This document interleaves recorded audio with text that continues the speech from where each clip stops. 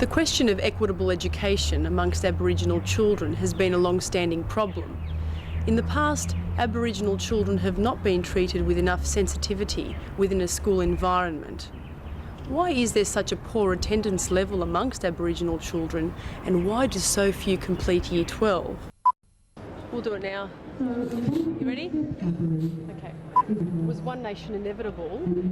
Was it the natural expression of the silent majority who in the last 20 years did not abort their racism, but simply did not feel comfortable to express it? I think there's a number of reasons why One Nation became a reality at this point in time, and from 2 or 3 years ago, of course. It's because the Liberal Country Party have just abandoned a lot of the people in the bush, and they've been taking a lot of services away from them, like the post office, the bank, the railways, employment generally, and disregarding them. And I think there was a lot of resentment out there. If it wasn't One Nation, it would be somebody else that was a radical viewpoint. The unfortunate thing about it all is that they've put within the frustrations and the disappointments that people have had in the bush, they've coupled with it a lot of racism that certainly is there in the bush people as it is in the city. And so the two have got together, and it's not a very good mixture. And it looks very racist and very redneck. And that's been unfortunate for this country because, you know, people in the bush have, as I said before, been abandoned, and they have something to say, but when they tie it up with anti-Aboriginal sentiments, that's very disappointing. Especially with that sick last couple of weeks. Yes. It's been really infuriating. But Mr. Perkins, in the USA we find that while a minority of blacks are joining the upper middle class and are doing well, this is happening while a majority of blacks see their life prospects deteriorate. Can the Aboriginal people in this country improve their living standards as a group, or is it more likely that some will succeed while the bulk see no improvement? Well, I think we don't have the numbers that the American blacks have in America, of course. We've got a very small proportion here. But I think what we've got to do here in Australia is to try to ensure that the average Aboriginal person gets the opportunities that are being denied at the present time in terms of education, employment and housing. And it's all possible here in this country because the amount of money is not beyond our means, and that's what we keep telling the Howard government and the governments previous to that, is that they've got to put more money into housing and health and education so that Aboriginal people move away from the welfare syndrome and get more independent, stand on their own feet. And it's possible to do that here in this country. With the many millions and millions of blacks in America, a little more difficult to be able to do a finite analysis of it. But in this country, it's possible that every Aboriginal person can be free of ill health, poor housing, and lack of employment opportunities. We can find jobs for the Aboriginal people. We can give good help to Aboriginal people. We can find decent housing for Aboriginal people. It's all within our financial means. One Nation also wants to abolish anti-discrimination legislation and multiculturalism, an impossible task, but she wants to do it, severely restrict immigration and send many migrants back home. Back home to where? This is their home. They belong here like everybody else does. These people are not just confined to One Nation. You can find them in other parties, especially the national parties. Unfortunately, we now know that a significant number of Australians think this way, and it's true that a lot of them have this inclination. We probably always knew, but found it hard to acknowledge as we were looking for a good in our society. We can no longer ignore the insidious racism that festers in our community. When 4 former Prime Ministers are moved to issue a statement on the Australian people to be on the alert for political candidates who utter racist remarks, we know the situation is serious. Now is the time to take strong action to expose them to racists and condemn racism. At least we know what we're up against, and that's a good thing that Pauline Hanson's done for us. These misguided Australians have used Aboriginal people and newly arrived migrants as the scapegoats, as Hitler did in his time, for their considerable insecurities and fears and for their disillusionment with the current political and economic system. History tells us that this is a dangerous situation. I'll just skip most of that and just get on to this last part if I may. But I am concerned that racism will be allowed to undermine our society, that major political parties such as the Liberal Party and the ALP will go soft on the fight against racism as they come to terms with Hansonism.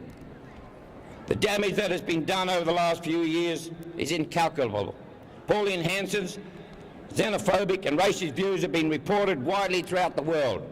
The nation is now suffering. This nation is now suffering. How many jobs have been lost because Asian investors no longer want to trust this country? How many tourist dollars have we lost?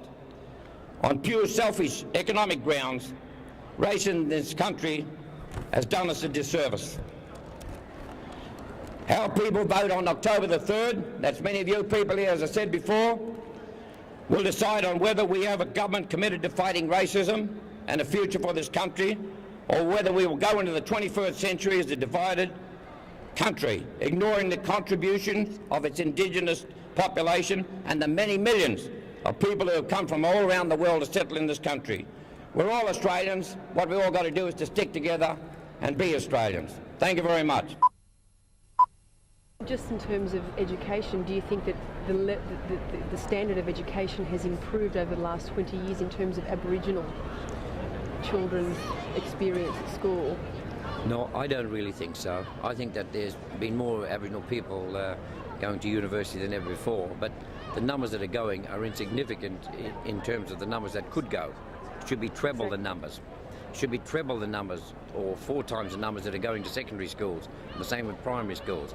There have been increases, but it's not good enough. Because we hear a lot about a lot of Aboriginal children actually not attending mainstream school. There's a lot of absences, and we're just wondering if the education sphere can tackle these problems in isolation of the other problems like alcoholism, poverty, alienation. The first thing that should be tackled by the authorities that be, and it should be done on a broad-based scale for all of the issues that face us, they should particularly focus in on employment. Once you've got employment for the Aboriginal families, then a lot of other things fall into place like it is with white families. Nutrition is better in the home. People look towards education more focused. They're looking towards their own health, their own well-being, their relationship with the white people and so on. So I think we've got to focus in on, amongst all of the issues, on employment. Then we've got to look at education, just where are the best possible educational opportunities for the children. And obviously they're not outside of the cities. They're better near the cities, and which brings another set of problems on you. But I think that Aboriginal affairs is a total mosaic. You've got to try to take it all in one if you can, and that's what this government's not doing. It's all ad hoc-ish, you know. When the issues arise, they'll try to put it out like a bushfire, and then something else arises and they'll try to do the same there. Do you think teachers need to be educated? Well, if we're going back to education, yeah, teachers have got to be educated. There's got to be some cultural program that educate the teachers on how to handle, how to relate to, how to be sensitised to Aboriginal issues, not only with school children but with the general community. But everybody should have that. See, Australia basically is uneducated on race relations. Never mind about Aboriginal people, uneducated on race relations with all migrants and so on. We just lived in isolation for so long. We just don't know what's happening around us. We're so insular, and we think we know all the answers. We don't. Do you think that Sorry Day can be anything more than tokenism, or could it have a significant effect in diminishing the alienation of Aboriginal people? I'm a bit worried about Sorry Day because, you know, it's really too negative all the time. I think we ought to make Australia Day an Aboriginal Day, Aborigines Day, or something like that. Bring it all together in one, but not isolated in terms of Sorry Day, because if the Prime Minister's had the guts to say we're sorry, well then it's all over in a sense. So what are you celebrating? You know, I think we shouldn't celebrate the negatives. Let's celebrate the positives and say, look, let's have Sorry Day in with Australia Day. Let's have Survival Day in with Australia Day. Let's have the founding of Australia as a nation in with the Australia Day. All of those in together, you see, and let it be a whole celebration. A lot of people perceive Aboriginals as people that have a victim mentality, that they walk around with regret and remorse, and they try to pursue things that they want out of this victim sort of mentality. What are your views on that? I think we have some of that. Yeah, I think that's normal and natural that happens. You know, we've been sort of down so long, we've been deprived and disadvantaged so long, we sort of see a reflection of all these negatives in the mirror to ourselves. And I think that's rather sad. But I think we're starting to get away from that now. We're starting to be a bit more positive about ourselves.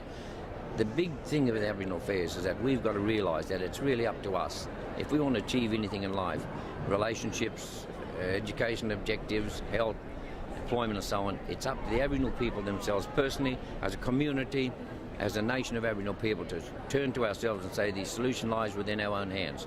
Our destiny is up to us, you see. And if we get up in the morning and look in the mirror and see the black face, look and say, and you say to the black face, well, it's up to you. What you want to do, you can do. Well, then things will change. All of these problems with governments, with the unions, with the pastoralists, with the miners, and with Pauline Hanson's are nothing in comparison to the what we have to achieve within ourselves. And that's the answer to Aboriginal affairs in this country. Well, you'd definitely be an example of that, of having gotten out of that cycle. But did you cope with racism as a child? Absolutely, right through the whole of my life. How did you cope? Well, you can't do anything about it. You've got to cop it and wear it and then rock and roll with it. But you've got to keep your eye on the ball. You've got to keep your eye on higher objectives, what you want to achieve. Keep the fire in your belly going. And don't worry about these minor skirmishes on the way. If racist remarks and commentaries and associations, forget about them. Don't carry that cross into the future. Just keep your eye on the ball, on the main game. Did you break out of a poverty cycle? Absolutely. I was born on a police compound on the creek bed in the middle of Central Australia. I couldn't read and write till I was 10. I was brought up in Aboriginal missions and settlements all my life. What was your inspiration? Well, my inspiration is yourself. You've got to do it yourself. You've got to get off your black bum and say, I'm going to do this, I'm going to do that. In 1998, it's easier to do it than when I was born. And now's the time. There's a lot of opportunities around, but it's up to you. And what I say to Aboriginal people all over the place is just work it out within yourself. And if you can work it out within yourself, the problems are not easy to overcome, but they're more understandable, and you can work out strategies to overcome them. Lastly, do you think that we will ever achieve reconciliation? I think if we come into the next century with probably a different attitude in terms of our relationships, we have a government that's more sensitised, we have people wanting to work with each other, well then we'll achieve reconciliation. Reconciliation is not something you switch on and off. It's an evolutionary thing. It comes to you, it creeps upon you day by day. And then all of a sudden we realise we can talk to each other, understand each other better. But, you know, Australia's got a long way to go in race relations, a hell of a long way. They're only on the first rung of the ladder. They can't even understand where they are in Asia and how they can relate to Asian people, you know, who've got a tremendous culture. They're all waiting to sort of be recognised and understood and be related to. How can they relate to Aboriginal people who they don't understand anyhow? So we've got a difficult task ahead of us, but that's what makes life exciting. And we just got to work it out. So long as nobody's injured, killed, or abused along the way, let's push and shove a little and call each other names if we have to. But let's work towards common goals, and I think we can achieve that because Australia's a great country. Young people, dynamic, energetic. We'll get there eventually, but it's going to be hard. That's all. Thank you very much for your time. It was a real pleasure to meet you. Nice to meet you too.